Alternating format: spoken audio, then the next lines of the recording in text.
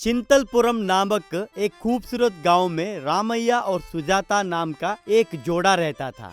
रामैया बहुत मेहनती था, लेकिन वो जो कुछ भी कमाता था उसे तुरंत खर्च कर देने का उसका स्वभाव था। सुजाता इसके विपरीत बहुत विवेकशील थी। उसे अच्छी तरह पता था कि समय के अनुसार परिस्थितियों का सामना कैसे करना है। एक दिन दोपहर के समय रामैया खेत से थककर घर आया। सुजाता, पता नहीं क्यों इस बार धूप बहुत तेज है। दोपहर होते होते खेत में 1 मिनट भी खड़ा रहना मुश्किल हो गया है। जरा ठंडा पानी देना। ये लीजिए, पानी पी लीजिए। अभी से आप इतना घबराने से कैसे चलेगा? अभी से ना चैत्र का महीना शुरू हुआ है। वैशाख आते आते धूप और बढ़ जाएगी। तुम्हारी बात सच है सुजाता। बगल के खेत वाले सुब्बैया कह रहे थे कि इस बार बारिश भी कम होगी। तालाब का पानी सूख गया है। हमारे कुएं में भी पानी का स्तर बहुत गिर गया है। इसलिए तो मैं आपसे कब से कह रही हूँ, पानी की बर्बादी ना करें। ये गर्मी हमारी कड़ी परीक्षा लेने वाली है, इसलिए पानी के लिए हमें संभल कर रहना होगा। हाँ, लेकिन आज मैंने बाजार में एक बहुत ही सुंदर रेशमी वस्त्र देखा। अगले महीने हमारे गांव में उत्सव है ना, मैंने सोचा तुम्हारे लिए वो वस्त्र खरीद लूं। शाम को जाकर ले आऊंगा। नहीं जी, अभी से हमें कपड़ों से ज्यादा गर्म हवाओं से बचने की जरूरत है।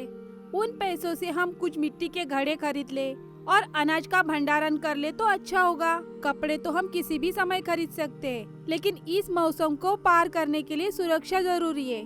पहले वो देखना है। अरे, तुम क्या कह रही हो सुजाता? उत्सव में सब लोग अच्छे अच्छे रेशमी कपड़े पहन कर आएंगे, और क्या तुम वही पुरानी साड़ी पहनोगी? तब हमारी प्रतिष्ठा का क्या होगा? लेकिन इस गर्मी से बचने के लिए हमें इस झोपड़ी को तैयार करना होगा। साथ ही कुएं को भी गहरा करवाना होगा, तभी बारिश होने पर पानी बचा सके। अगर हम इस तरह से पैसे खर्च कर दे तो जरूरत पड़ने पर हमारे पास पैसे नहीं होंगे। वैसे भी पिछले त्योहार पर आपने साड़ी दिलाई थी ना, उसे पहन लूंगी। अभी हमें उस चीजों की जरूरत नहीं है। आप निश्चिंत हो जाइए, ज्यादा सोचिए मत। रामैया पहले तो नहीं माना, लेकिन सुजाता के समझाने पर वो सहमत हो गया। सुजाता ने अपनी योजना शुरू की। गांव में जहां सब लोग नए कपड़े और उत्सव की तैयारी में थे, सुजाता पानी बचाने और गर्मियों के लिए जरूरी खाद्य पदार्थों को जमा करने में व्यस्त थी। जैसे जैसे दिन बीते, धूप की तीव्रता बढ़ती गई। गांव के कुएं सूख गए, पीने का पानी मिलना मुश्किल हो गया। ओए रामैया, हमारे घर का कुआं सूख गया है। एक घड़ा पानी के लिए भी गांव के बाहर जाना पड़ रहा है। क्या तुम्हारे घर में पानी है? आओ सुब्बैया, मेरे घर में भी पानी बहुत कम है, लेकिन सुजाता पानी का बहुत सोच समझकर उपयोग करती है। तभी उनकी बातें दूर से सुनती हुई सुजाता वहां आई। सुजाता सुब्बैया से ऐसी बोली। सुब्बैया जी, मैं कई दिनों से आप सबको बता ही रही हूँ पानी की बचत कैसे करते हैं, लेकिन आप लोगों ने मेरी बात नहीं सुनी। आप सब मेले के लिए पैसे खर्च कर रहे थे और अभी पानी के लिए तरस रहे हो। सच्चे बहन सुजाता, तुमने जो कहा वो सब हमें मजाक लगा था। अब मेरे बच्चे प्यास से रो रहे हैं, जो मुझसे देखा नहीं जा रहा है। दुखी मत होइए। हमारे घर के पीछे एक छोटे से गड्ढे में मैंने बारिश का पानी इस्तेमाल करने के लिए बचा के रखा है, उसे लेकर जाइए, लेकिन उबाल कर ही पीजिए। लेकिन एक शर्त है, गांव में हर कोई मेरे कहे मुताबिक ही चलना होगा। जरूर बहन, हमें रास्ता दिखाओ। अब हमें समझ आ गया है। अब तुम्हारा दिमाग इस गांव के लिए बहुत जरूरी है।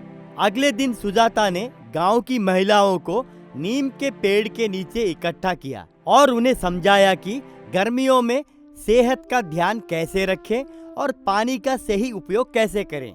सुजाता सबको समझाने लगी। मेरी प्यारी बहनों, ये गर्मी हमारी सहन शक्ति की परीक्षा है।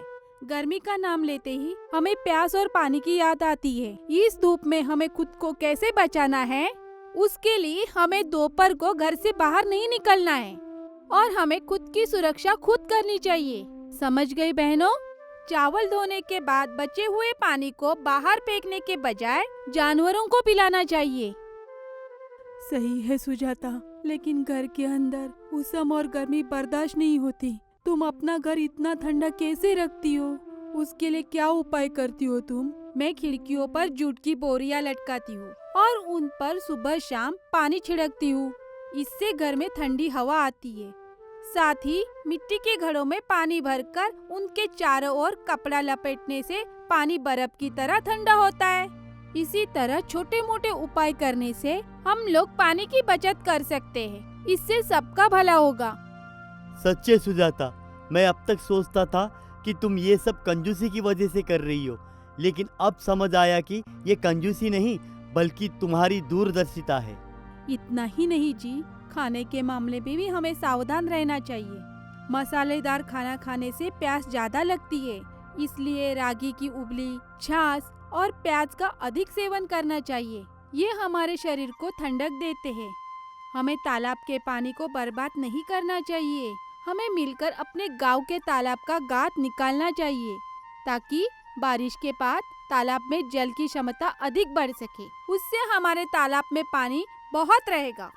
गांव के लोग सुजाता के सुझावों पर अमल करने लगे। सुजाता की सूझबूझ के कारण भीषण गर्मी में भी गांव के छोटे से तालाब का पानी सबको पर्याप्त हुआ और किसी को परेशानी नहीं हुई। सुजाता की सोच की सराहना करते हुए एक दिन गांव के बड़े बुजुर्ग रामैया के घर आए। रामैया, तुम बहुत भाग्यशाली हो। सुजाता जैसी समझदार पत्नी होने के कारण ही ये गांव इस संकट से बच गया, वरना अब तक आधा गांव यहाँ से पलायन कर चुका होता। तुमने बचा लिया बेटी। हाँ बड़े भाई, सुजाता न केवल मेरी पत्नी है बल्कि अपनी बुद्धि से पूरे गांव को रास्ता दिखा रही है। इतने समय तक मुझ पर अहंकार सवार था, इसलिए मैंने सुजाता की बातें नहीं सुनी थी। अरे आप ऐसा मत कहिए।